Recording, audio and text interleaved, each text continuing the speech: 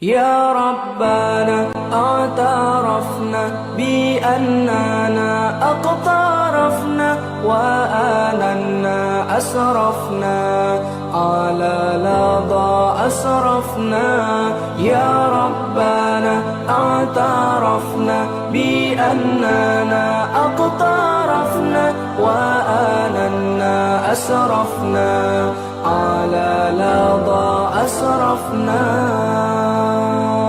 فتب علينا توبة تغسل لكل حوبة واستر لنا العورات وآمن الروعات.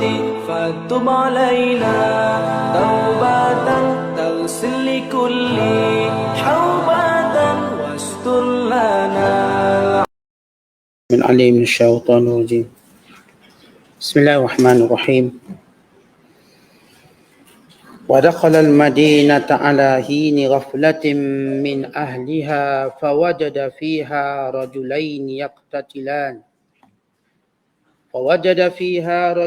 يقتتلان هذا من شيعته وهذا من عدوه فاستغاثه الذي من شيعته على الذي من عدوه فوكزه موسى فقضى عليه قال هذا من عمل الشيطان إنه عدو مضل مبين. قال رب إني ظلمت نفسي فاغفر لي فغفر له إنه هو الغفور الرحيم. قال رب بما أنعمت علي فلن أكون ظهيرا للمجرمين. فأصبح في المدينة خائفا يترقب فإذا الذي استنصره بالأمس يستصرخه قال له موسى إنك لغوي مبين. فلما أن أراد أن يبطش بالذي هو عدو لهما قال يا موسى أتريد أن تقتلني كما قتلت نفسا بالأمس إن تريد إلا أن تكون جبارا في الأرض وما تريد أن تكون من المصلحين.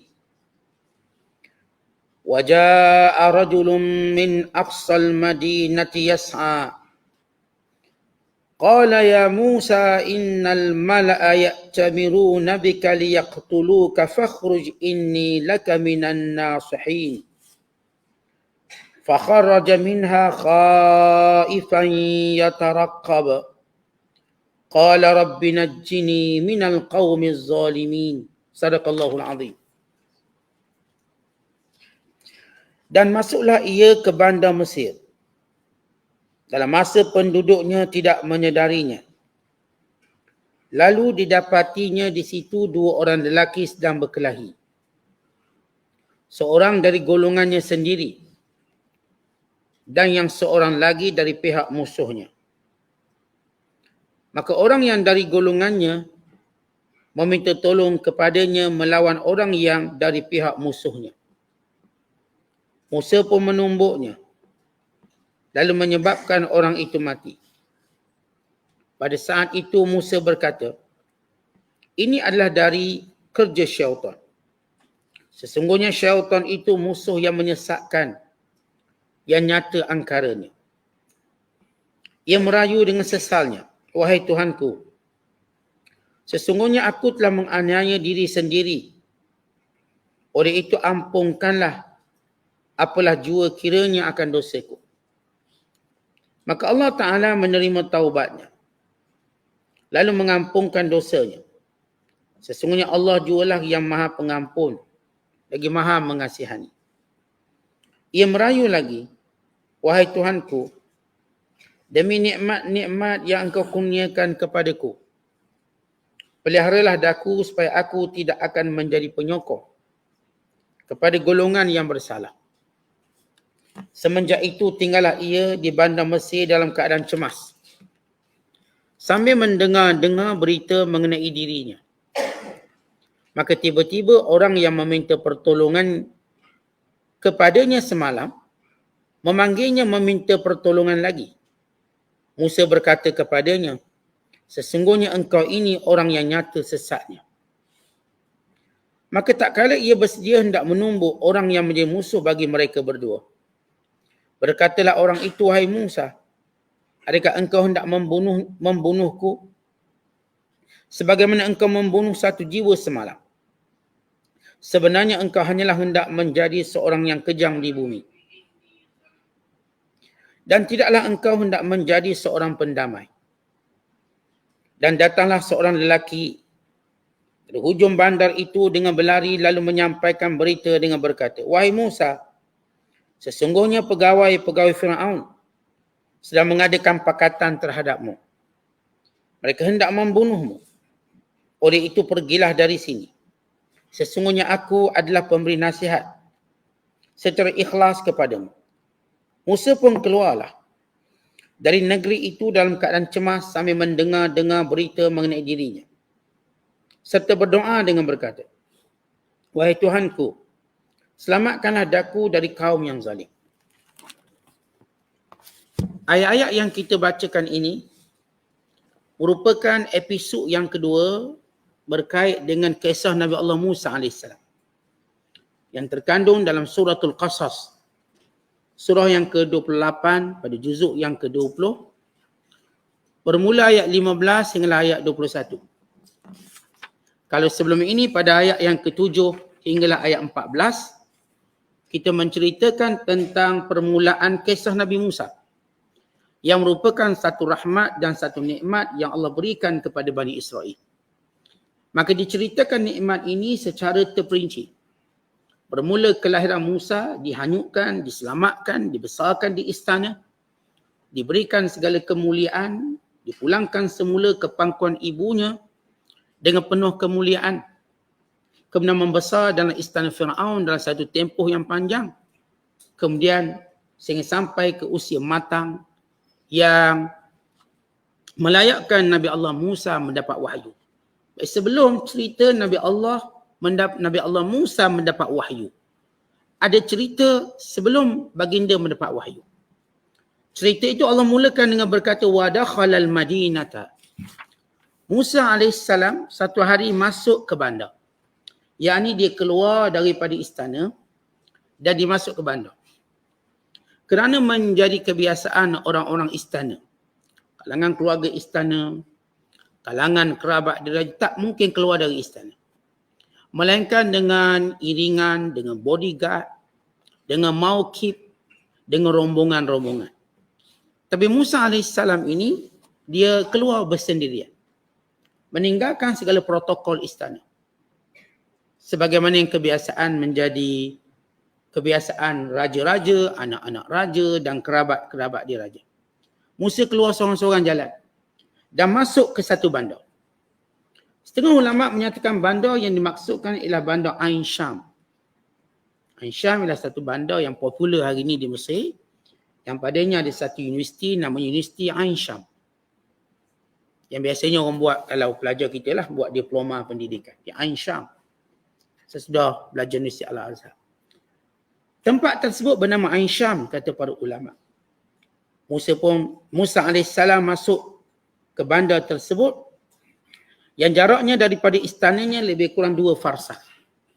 Ini satu jarak yang jauh. Dimasuk pada waktu antara Maghrib dan Isyak. Waktu ini kebiasaan orang duduk rumah masing-masing. Orang tak berjalan. Orang kekal berehat. Maka Musa berjalan, maka dilihat satu kejadian. Maka Allah Ta'ala kata kejadian yang dilihat oleh Nabi Musa AS, fawajada fiha, didapati pada bandar itu. Bandar ini penduduk negeri sedang sibuk di rumah masing-masing. Sebab itu Allah sebut alahini ghaflatin min ahliha. Penduduknya tak sedar. Sebab tak sedar kerana masing-masing duduk kat rumah. Maka tidak tahu apa kejadian di luar. Untuk menjelaskan bahawa kisah ini kisah yang tidak ramai tahu. Maka Musa AS mendapati 2 orang Rajulaini, dua lelaki, yaqtatilani, sedang berbalah. Hadha min syi'atihi, salah seorangnya daripada keturunan Bani Israel. Wa hadha min aduwihi, dan salah seorang lagi daripada bangsa Kipti, bangsa Fir'aun. Fastaghathahu alladhi min syi'atihi ala alladhi min aduwihi. Maka kaumnya, ini lelaki daripada kalangan kaumnya, meminta pertolongan daripadanya. Meminta pertolongan kepadanya untuk mengatasi musuhnya.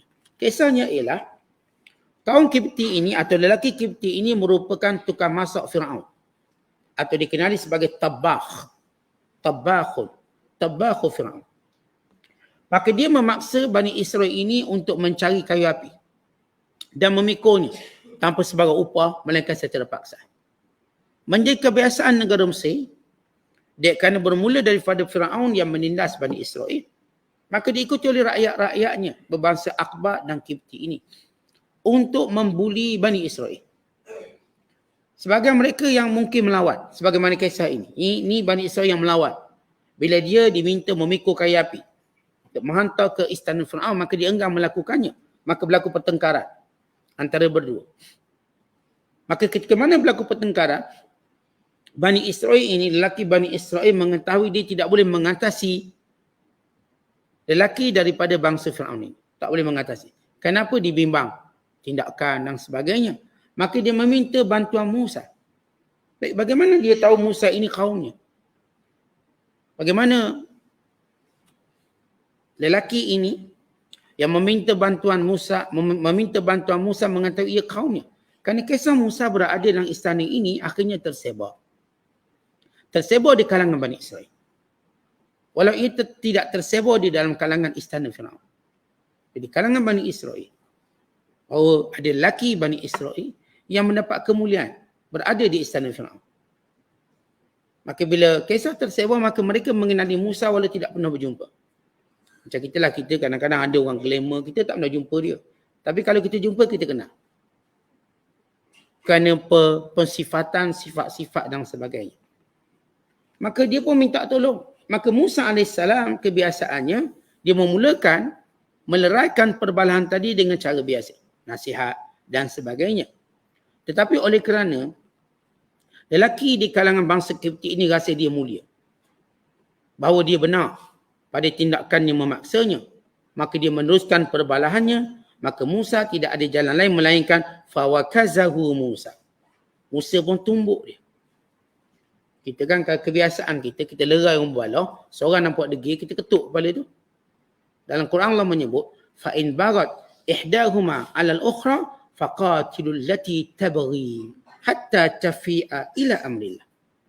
Kalau dua orang berbalah, salah seorang yang melampau, kamu pukul yang melampau tu. Allah sebut dalam suratul Hujurat. Kata Allah, innamal mu'minuna ikhwatun fa aslihu baina akhawaykum. Wattaqullaha la'allakum tuflihun. Sesungguhnya orang beriman itu bersaudara. Maka bila mana mereka berbalah, maka damaikan antara mereka. Dan bertakwalah kepada Allah supaya kamu berjaya. Kemudian Allah sebut ayat selepas itu, fa in baghat ihdahuma 'ala al-ukhra faqatilul lati tabghi hatta tafi'a ila amrillah.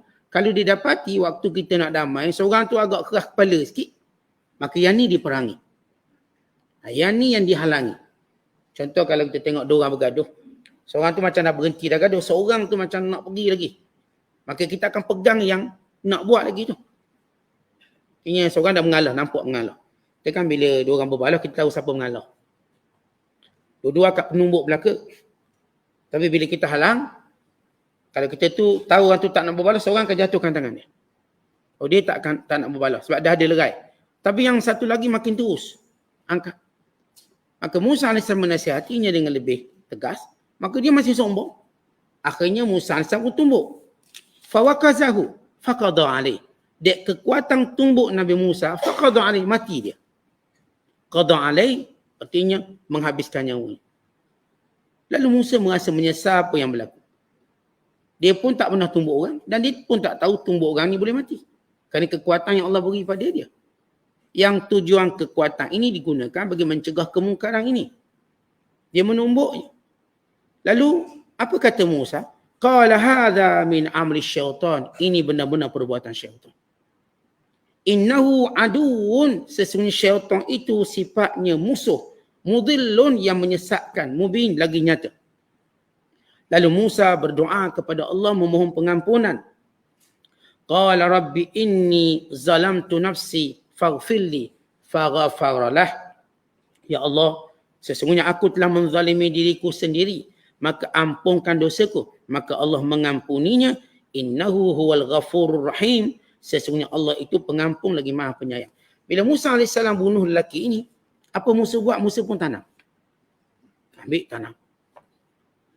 Dan masing-masing diam. Cerita ini tidak tersebar. Bangsa Bani Israel atau disebut Ibrani, nama lain bagi bangsa Bani Israel, kita sebut Ibrani. Atau mereka sebut Hebrew. Dalam bahasa Arab, Ibrani. Bangsa Ibrani itu atau bangsa Bani Israel juga diam. Sebab masalah dia.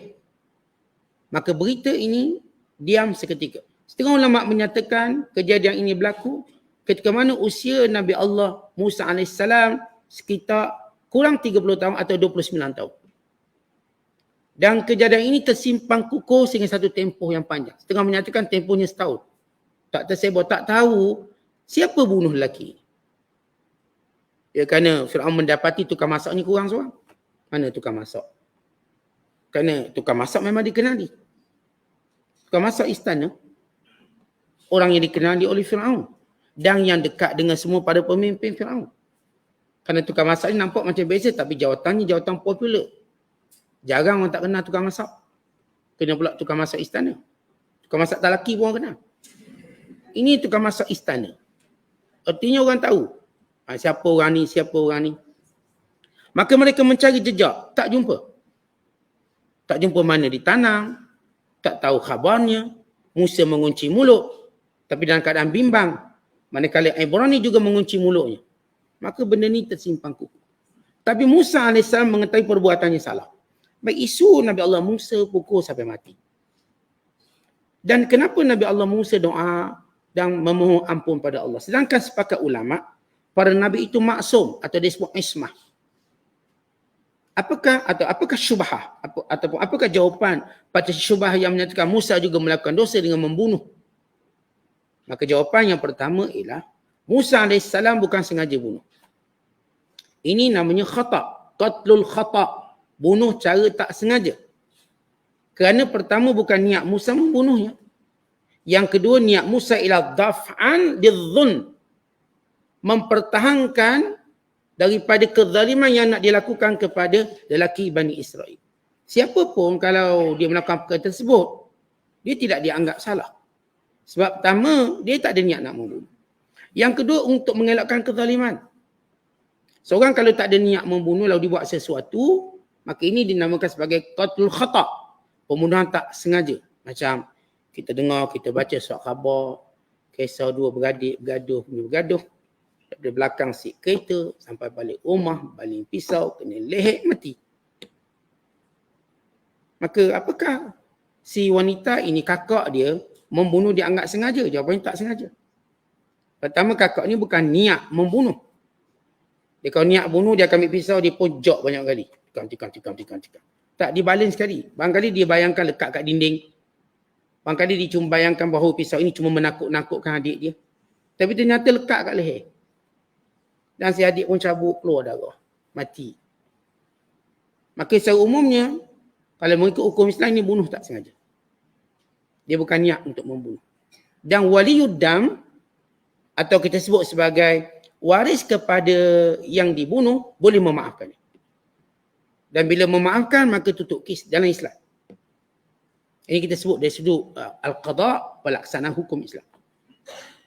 Mungkin dalam sudut pelaksanaan civil, kita yakin ini tetap dianggap sebagai bunuh tak sengaja. Kalau kita sebut kanun jenayah pada Akta 304, bukan 302, bunuh tak sengaja. Kalau ikut akta ni mungkin penjara 10 tahun. Dipenjarakan. Mungkin lepas pengampunan dikurangkan 5 tahun atau sebagainya. Tapi secara hukum Islam, pertama tak sengaja. Si kakak tak ada niat. Yang kedua, keluarga boleh mengampunkan.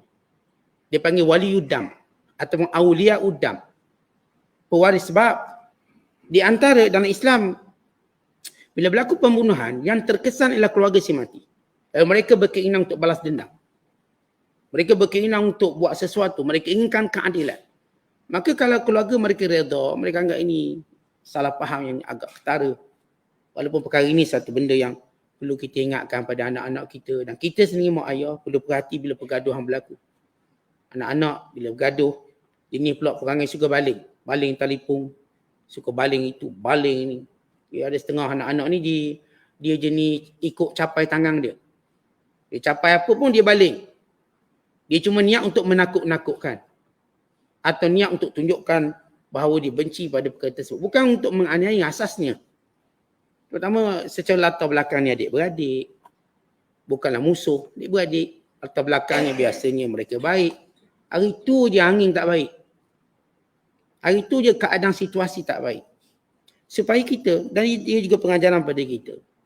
Kita jangan baik budak-budak, baik untuk bila gaduh ni, walau nampak kecil. Jangan anggap kecil sangat. Teka benda tu, selesaikan secepat. Tengok adik-beradik bergaduh, tengok anak-anak bergaduh, cuba selesaikan cepat. Jangan budak-budak tak biarlah dia. Tiba-tiba dia lebih besar. Ini secara hukum Islam. Bagaimana pembunuhan tak sengaja. Baik, kembali pada kisah Musa AS. Baik, Musa AS, dia tidak melakukan dosa. Pertama, dia buat tak sengaja. Yang kedua, daf'anil darar atau daf'anil dhulm. Untuk mengelakkan kezaliman. Maka seorang yang mempertahankan dirinya, membela, mempertahankan keadilan, mengelakkan kezaliman, maka dia tak melakukan apa-apa kesalahan. Tapi kenapa Nabi Allah Musa menyebut zalam tu nafsi? Sebab Nabi Allah Musa, orang baik, orang soleh. Walaupun ia bukan disengajakan, dia tetap melihat perkara ini satu benda yang salah. Kita, tuan-tuan, orang-orang baik, orang-orang baik ni, kadang-kadang benda tak sengaja, okey, tak sengaja tak ada masalah. Tak, dia tetap rasa benda satu kesalahan. Kita kan kadang-kadang tak sengaja tak nampak, tangan kita tertepis, terkena muka orang. Tak sengaja, memang tak ada niat. Cara kita maaf macam kita memang betul-betul bersalah. Sebab apa? Kita orang baik. Bila kita orang baik, kesalahan tu walaupun orang kata tak apalah, saya pun tahu, tak sengaja. Tak betul, saya minta maaf, saya bayar ganti rugi, saya itu ini. Dia mengambil tindakan drastik untuk menunjukkan penyesalan dia. Maka demikian Musa AS. Walhal, ini bangsa Kipti terkena buat zalim dan merestui perbuatan raja mereka. Firaun yang membunuh anak-anak lelaki. Beribu, berpuluh ribu ramainya. Yang menindas Bani Israel dengan pembinaan piramidnya, dengan pekerjaan-pekerjaan yang beratnya. Kezaliman mereka sudah pun memuncak.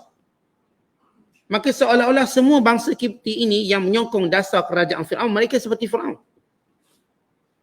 Saling tidak tumpah seperti Firaun. Kerana mereka ini bersama dengan orang zalim. Sebab dalam kaedah Islam, siapa pun bersama dengan orang zalim, maka dia telah melakukan satu kezaliman yang besar. Dalam hadis, kata Muaz radhiyallahu taala anhu, "Man masya ma'a zalim faqad ajrama." Siapa yang berjalan bersama orang zalim dia juga dikira orang zalim. Kita tuan-tuan kalau tahu orang tu jahat, zalim, scammer, tipu duit orang. Contoh, kita berjalan dengan dia je, jalan-jalan, jogi-jogi dengan dia, kita juga dianggap zalim. Sebab Allah sebut dalam Quran, wala tarkanu ilal ladzina zalamu. Jangan punya kecenderungan kepada orang zalim. Fatamassakumun nar, kamu juga disentuh oleh api neraka. Dalam hadis Nabi sallallahu alaihi wasallam menyatakan, yunadi munadin yaumal qiyamah, aina adh-dhalamatu wa ashbahu adh-dhalamah wa a'wanu adh-dhalamah hatta man laqa lahum dawatan aw bara lahum qalama fayujma'una fi tabutin min hadidin fayurma bihi fi jahannam. Maksudnya pada hari kiamat kelak diseru, mana dia orang zalim? Mana dia penolong-penolong orang zalim? Mana dia orang-orang yang menyerupai orang zalim? Mana dia orang yang memberi dawat kepada orang zalim untuk ditulis? Mana dia orang yang tolong tajamkan penselnya untuk ditulis? Maka dihimpunkan dalam satu peti besi dan dicampakkan dalam neraka jahanam. Ni yang bagi dakwah pun kena sekali. Yang tolong tajamkan penselnya kena sekali. Yang tolong tulis surat tu kena sekali. Mana-mana orang terlibat dengan golongan-golongan yang zalim, diletakkan sekali dalam peti besi, sumbat dalam neraka. Maka Kipti ni kalau secara kelayakan dia zalim. Dia duduk dalam sistem zalim yang telah memerangi, yang telah membunuh, yang telah menzalimi Bani Israel dalam tempoh yang lama. Maka sebenarnya tak ada masalah pun kalau kita kata kematian ni seorang. Sebab yang mati ribuan orang tu, Kerana yang dilakukan oleh Fir'aun, tiada bangkangan daripada bangsa Kipti. Orang Kipti seorang pun tak bangkang. Mereka yang beriman di kalangan mereka. Diriwayatkan daripada Atha. Dia kata apa? Atha bin Abi Rabah, seorang ulama tafsir, anak murid kepada Abdullah bin Abbas, "Fala yahillu li ahadin an yu'ina zaliman wa la yaktubu lahu wa la yashabuhu." Tidak halal seseorang pun untuk bantu orang zalim atau menjadi jurutulis baginya atau bersahabat dengannya. Yang menyokong lagi teruk. Maknanya kita kalau bersahabat dengan orang zalim, ni zalim ni, dia ni siapa? Alung. Beri pinjaman riba. Zalim dia. Kita kawan dengan dia, kita sekali zalim. Ni siapa? Ni suka tipu dia orang. Kita kawan dengan dia, kita sekali zalim. Ini suka pukul orang, suka belas orang. Gangster ni. Pukul orang. Suka-suka dia je. Kita kawan dengan dia, kita zalim sekali. Sebab itu tanda kita tak berkawan dengan orang jahat. Kata Nabi SAW, la tashab illa mu'minat. Wa la ya'kulu ta'amaka illa taqiyun. Jangan kamu bersahabat melainkan dengan orang beriman. Jangan sahabat orang kafir. Jangan sahabat orang jahat, orang zalim. Orang beriman yang patuh, yang taat. Dan jangan makan makanan kamu melainkan orang bertakwa. Maknanya kata jangan jemput datang rumah kita ni, melainkan orang baik-baik, orang soleh. Biar berkat rumah kita. Biar berkat makanan kita. Jadi kalau orang tu bisa, kalau orang ni jenis tak soleh macam mana? Saya nak jemput. Tak payah jemput rumah. Makan kedai je. Yang tuan-tuan nak panggil kat rumah ni, antara kesempurnaan tetamu kita. Bila kita nak panggil kat rumah, kita panggil orang baik-baik. Sebab rumah kita aurat kita. Rumah kita ialah privasi kita. Kalau kita panggil orang tak baik, maka dia akan bocorkan rahsia, diumpat dan sebagainya. Ni rumah kita, kena pula rumah kita ialah. Dan rumah kita kan macam-macam. Macam tongkang pecah pun ada. Rumah kita ni macam tak sampah pun ada. Dan kalau kita ajak orang yang tak ada akhlak, diumpatnya rumah kita. Teruk rumah dia. Rumah dia kotor, bla bla bla bla. Sebab tu kita tak ajak rumah kita melainkan orang yang amanah lidahnya, amanah matanya, amanah telinga dia. Mari sini datang rumah. Dia orang yang kita sebut taqi, orang bertakwa. Maka berkat kita. Kalau dia nampak benda-benda kemungkaran, dia tegur. Bukan dia aib, dia tegur. Ni rumah kita ada patung macam-macam, dia pun tegur. Tegur ni, patung tak boleh. Dia beritahu. Tapi dia bukan mengaibkan. Jadi secara umumnya, yang menzalimi, maka teruk. Maka menyelamatkan orang dikena zalim ini satu daripada fardu kifayah. Dalam hadis yang lain disebut, man masya ma'a mazlumin liyu'inahu ala mazlimatihi thabbatallahu qadamaihi ala sirat yawmal qiyamah yawma tazillu fihi aqdamu wa man masya ma'a zalim liyu'inahu ala zulmihi azallallahu qadamaihi ala sirat yawma tadhhadu fihi al-aqdamu. Kata Nabi SAW, siapa yang keluar dari rumahnya untuk tolong orang yang dizalimi.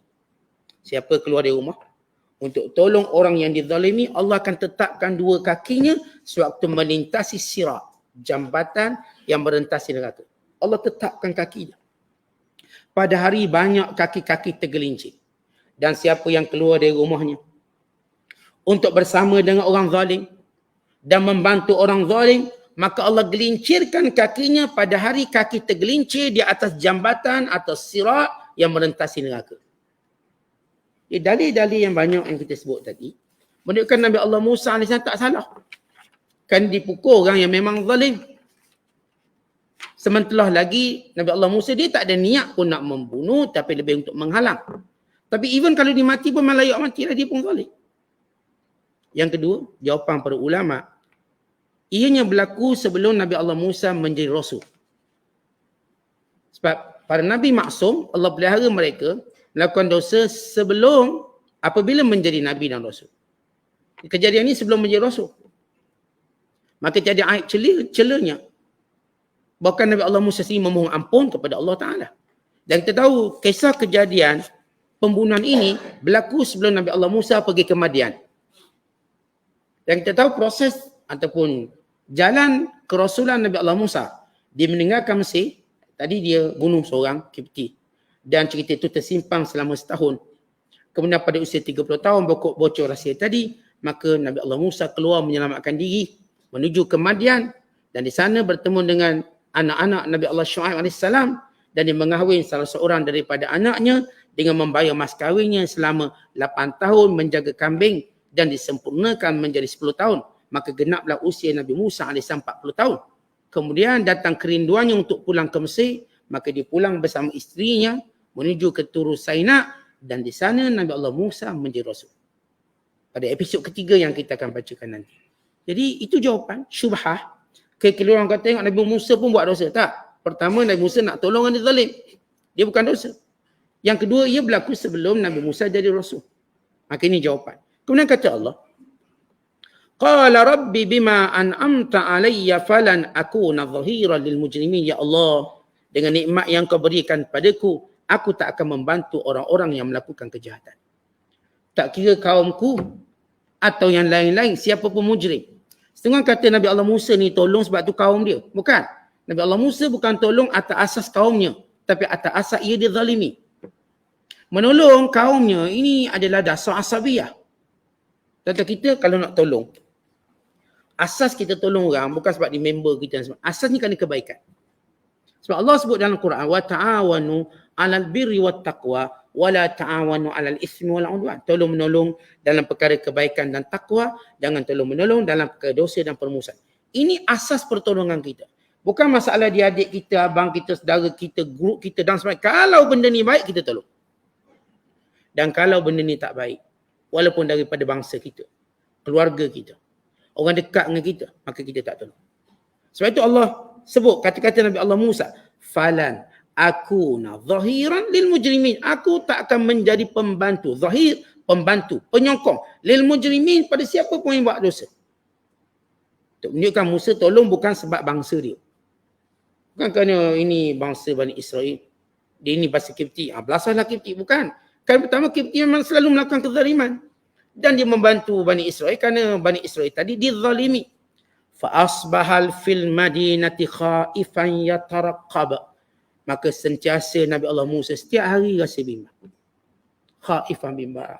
Yatarqabu, perhati maklumat tentang dirinya, ada tak orang bercakap. Ada tak orang cerita Musa bunuh orang, bimbang, kesalahan. Sebab implikasinya besar, kan dia bunuh ini, yang mati ini ialah bangsa Kipti. Oh, bila bangsa Kipti mati, maka riuh. Kalau Bani Israel mati, tak apa. Beribu mati pun tak apa. Di sini nak tunjuk bagaimana satu piawaian yang cacat. Yang dilakukan oleh orang zalim. Macam berlaku di Israel. Kalau orang Yahudi mati seorang, riuh satu dunia. Masuk BBC, ABC, CNN, CCN, semua berita-berita masuk. Bila umat Islam Palestin mati semestinya. Bila satu roket kena, ayam seekor pun tak mati. Bising, pengganas, lancarkan roket. Bila mereka hantar bom, runtuh bangunan, mati kanak-kanak, kami membela diri. Ini sifil yang pernah digunakan oleh Fir'aun. Dan diulangi oleh Yahudi hari ini. Kalau seorang je Yahudi mati, satu dunia diburuk. Tapi kalau orang Islam mati, biar mati. Contoh bila, tengok, sebahagian orang kafir pun sedar benda ni. Bila Menteri Pertahanan Rusia, komen sikap double standard antarabangsa. Waktu Ukraine diserang, semua nak menyalahkan Rusia. Semua nak salahkan Rusia tanpa melihat kejahatan ataupun angkara Ukraine sendiri. Rusia jahat, teruk, buruk, bla bla bla bla. Telah bom sekolah ini semua menyokong. Dan semua pelarian Ukraine diterima di Eropah. Mereka lagi di Eropah diterima oleh semua negara EU, dibantu. Tapi mereka bersikap double standard bila Palestin diserang. Bila negara Islam diserang. Tak ada orang bisik. Kata Surgoi ini, Menteri Pertahanan Rusia, waktu Iraq diserang oleh mereka, tak ada seorang pun bela Iraq. Semua orang bela mereka. Walau isu yang sama. Bila mereka serang Vietnam, tak ada seorang pun bela Vietnam. Semua orang backup mereka. Ini yang penjenayah sebenar. Dan demikian di cerita Israel pun sama dia kata. Disebut satu Amerika, Vietnam, Iraq dan juga Israel pun sama. Waktu diambil tak ada orang pun bising. Bahkan ni pelarian Islam, bila mereka lagi di negara Eropah, mereka kita katakan dia anak tirikan, tidak dialu-alukan. Tapi pelarian Ukraine bila sampai ke Eropah dialu-alukan. Dengan cepat, tanpa menunggu arahan PBB. Ini yang orang Islam ni, dong hijab baik. Negara-negara Islam yang lain dengan arahan PBB dengan sekian-sekian, dengan USNR sekian-sekian, semua mereka tak layan. Lihat double standard dia, double standard. Ini cerita bangsa Kipti zaman Mesir. Ni Bani Israel mati kecil-kecil dia bunuh, tak ada orang bising. Yang ini undang-undang. Tapi bila seorang mati, yang mati ni pun jahat, yang nak zalim, bising, bermusyawarahlah menteri kabinet. Ni nak dengar cerita mesyuarat menteri kabinet. Kata Allah, فَإِذَا الَّذِي اسْتَنْصَرْهُ بِالْأَمْسِ يَسْتَصْرِخُهُ. Dalam kejadian, Musa AS sambil dia dengar berita-berita tentang dia, tiba-tiba dia jumpa lagi berbalah lagi. Ada lagi balah. Yang orang sama Bani Israel. Bergaduh lagi dengan bangsa Kipti. Lalu kata Musa, qala lahu Musa. Musa kata, innaka laghawiyyun mubin. Memang kamu ni jenis suka cari balah. Maka Musa tahu, lelaki Bani Israel ini, yang pertama tu dia berbalah dah tapi dia benda. Yang ni dia berbalah lagi sebab dia memang jenis kaki balah. Dia ada kaki balah.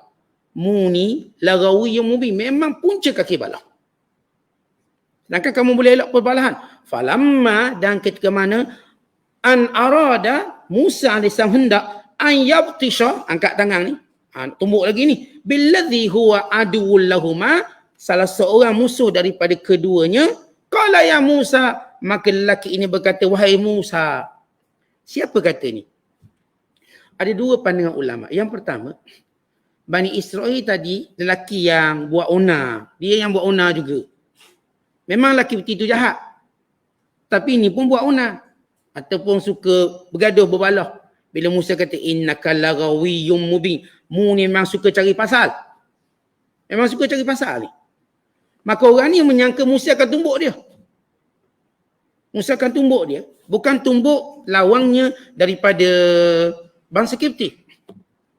Maka dia pun membocorkan rahsia Musa. Yang asalnya Musa orang tak tahu dia telah menumbuk dan mati. Maka Musa hari ni dia bukan lagi nak tumbuk Kipti, nak tumbuk ni Bani Israel ni. Mu ni jenis cari pasal. Suka gaduh.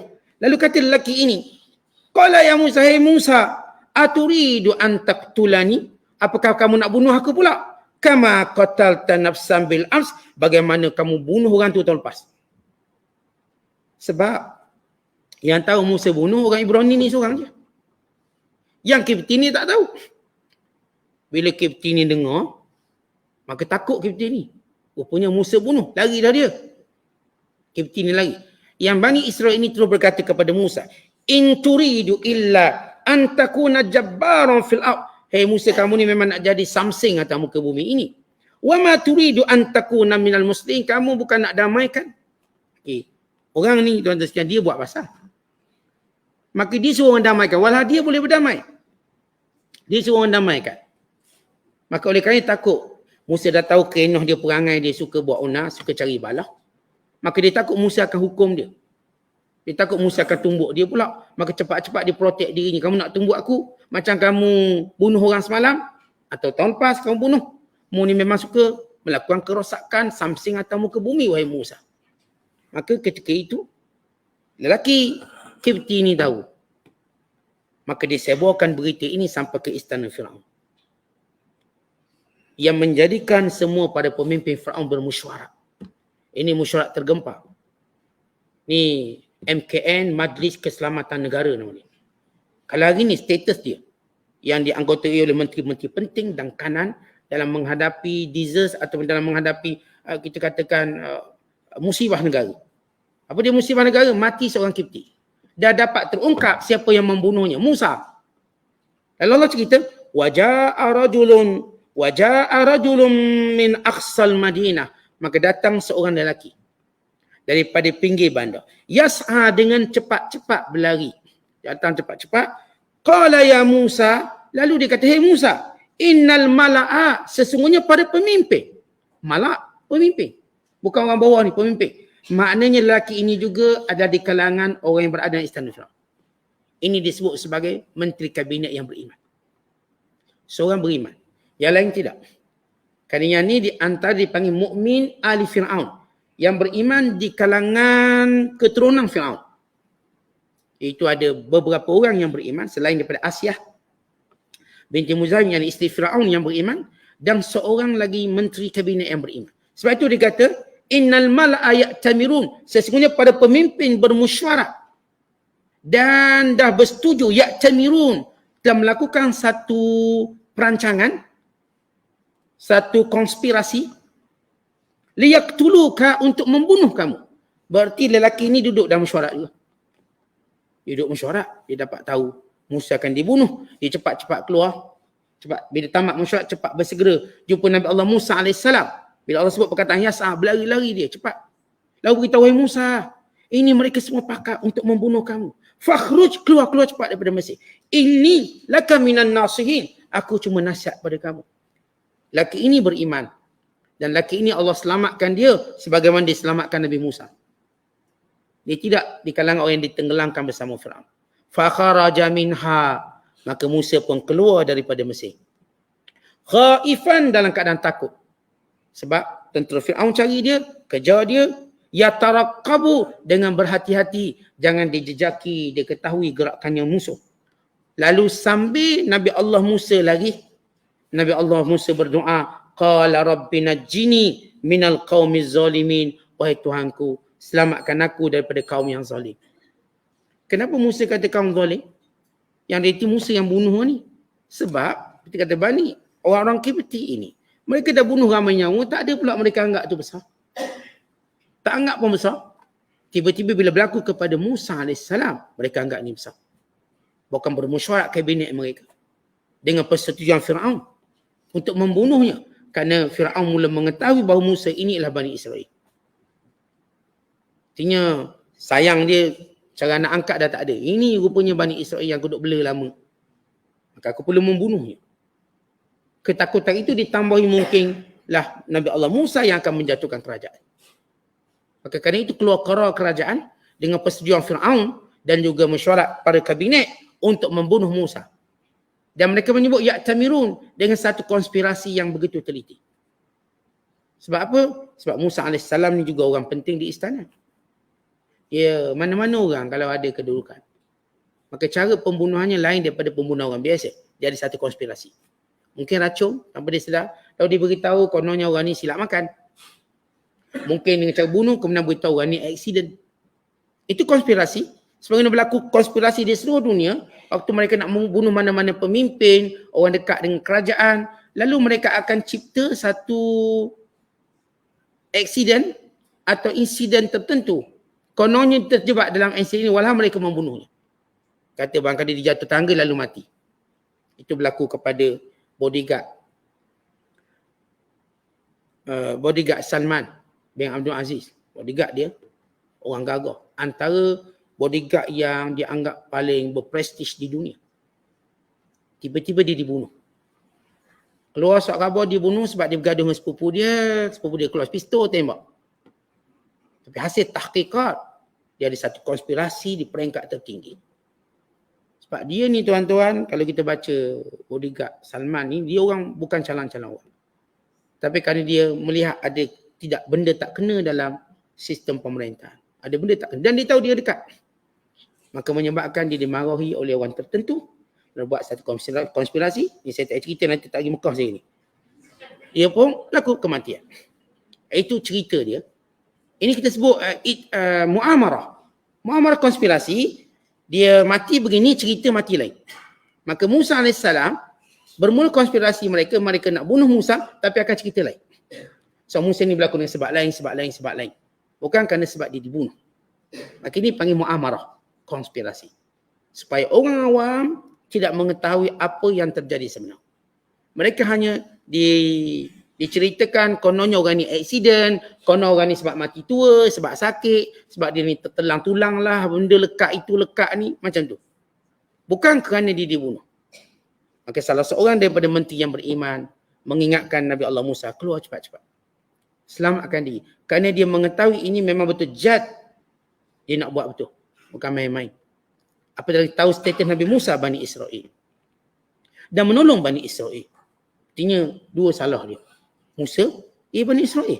Yang sama ni dibela ni. Marah lagi. Yang kedua, dia pula tolong Bani Israel. Yang ketiga, dia menyebabkan mati pula bangsa Kipti. Yang mati pula tukang masak. Artinya ni semua menjadikan kesalahan tu berperingkat-peringkat bahayanya atau berperingkat-peringkat kebenciannya. Dan apa yang Nabi Allah Musa tahu tidak ada jalan lain. Kalau kita fikir, Ustaz, dia tak jumpa mak angkat dia, Ustaz Asyah. Minta recommendation. Mak angkat boleh protect. Mak angkat. Rayu mak ni, pak nak bunuh kita mak. Gini-gini. Kalau kita fikir logik lah. Jangan dia orang setan. Sebab apa? Identiti Bani Israel tadi. Identiti Bani Israel. Kerana kalau kita baca kisah Musa AS, walau dia berada di istana Firaun, dia sentiasa melawat ibunya. Dan ketika itu, istana Firaun tidak mengesyakinya sebab ini ibu susuan dia dianggap di sisi istana Firaun. Bukan sebagai ibunya benar. Tetapi Bani Israel mengetahuinya. Ini anak pada wanita ini.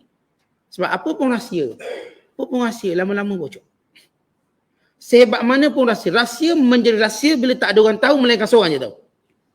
Bila kita beritahu seorang je, tolong jangan beritahu orang, saya percaya kat awak. Tak lama. Yang ni akan beritahu, saya pun nak cerita satu tahu. Ustaz kata rahsia. Tapi awak pun jangan beritahu orang. Maka jadi 3 orang. Yang ni pun beritahu pula, ni rahsia. Tak ramai orang tahu. Tengok dah ramai tu. 4 orang.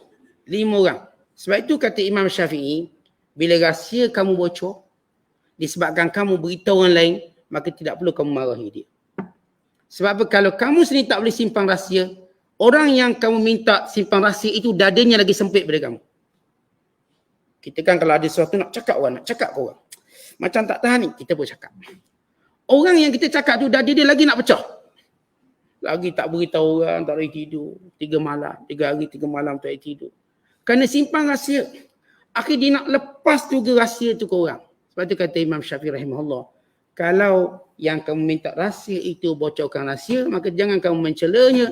Kenapa? Kalau kamu rasa sempit dengan rahsiamu sendiri, dada orang yang kamu minta disimpan rahsia lebih sempit pada kamu. So kalau ada rahsia, jangan cerita siapa. Walaupun pada isteri. Kalau ada rahsia, jangan cerita. Walaupun pada sesiapa pun. Kalau benar-benar kita nak benda tu berahsia sampai mati. Tapi kalau kita nak rahsia dia setakat umur kicap. Tahu umur kicap? Kicap kan boleh guna setahun je. Setahun je rahsia tu. Umur soft tomato. Lepas tu jadi masam. Dia punya validity, tempoh salahiyah dia dah habis. Paling lama rahsia ni boleh bertahan setahun. Itu kehebat. Orang boleh simpan rahsia lama ni kehebat. Tapi secara umumnya, jarang orang boleh menyimpan rahsia. Tetapi kalau sekiranya dia tak beritahu pada orang, maka dia akan jadi rahsia betul. Sampai mati. Ada orang mungkin dia ada rahsia, dia tak cerita pun ke orang. Sampai mati, takkan ada orang tahu. Oleh sebab itu kita, antara benda yang kita dituntut, buat satu amalan rahsia yang tak ada orang tahu. Melainkan kita. Kan dia menjadi simpanan yang paling untung sekali, yang dividen dia paling tinggi sekali akhirat. Buat satu amalan yang tak ada orang tahu. Kita je tahu. Even isteri kita tak tahu. Hatta tangan kiri kita pun tak tahu apa yang didermakan oleh tangan kanan. Hatta yang disebut dalam hadis Nabi SAW. Hatta la ta'lama shimaluhu ma tunfiqu yaminuhu. Sehingga tangan kirinya tak tahu apa benda tangan kanan derma. Dek rahsianya.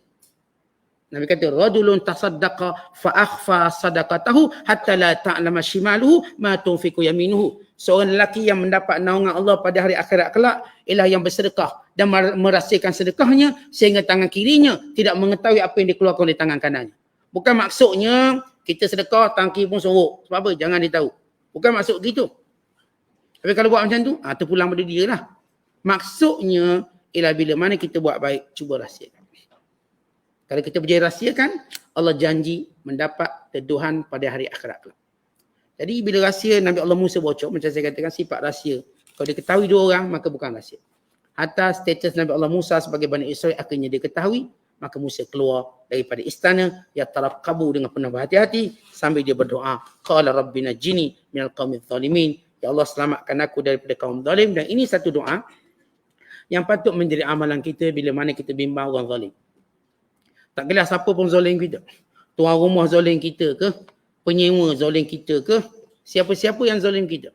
Maka kita berkata, Rabbina jini minal qaumidz zalimin. Ya Allah, selamatkan aku daripada kaum yang zalim. Wallahu bissawab. Assalamualaikum warahmatullahi wabarakatuh.